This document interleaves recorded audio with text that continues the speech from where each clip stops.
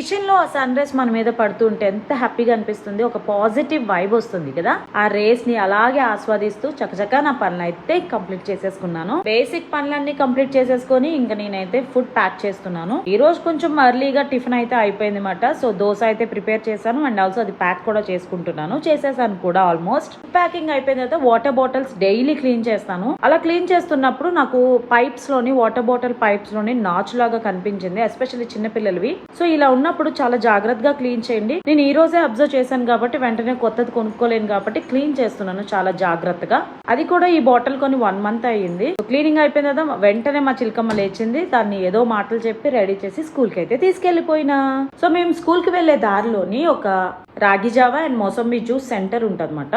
అది alternate days గా నేను ఒక్కొక్కటి ఇప్పిస్తూ ఉంటాను. అండ్ ఇది కూడా ఆర్గానిక్ గా ఐస్ అండ్ షుగర్ లేకుండా ఇస్తారు మనకి. సో తాగేసి ఎవరి స్కూల్స్ కి వాళ్ళు వెళ్ళిపోతాం. సో మన వర్క్ ప్లేస్ కి వెళ్ళినప్పుడు ఎంత స్ట్రెస్ ఉన్నా సరే ఒక మంచి చిరునవ్వుతో వెళ్ళండి. చాలా హ్యాపీగా పాజిటివ్ గా డే అయితే ఎండ్ అవుతుంది. Hope you like this video. Bye. Subscribe.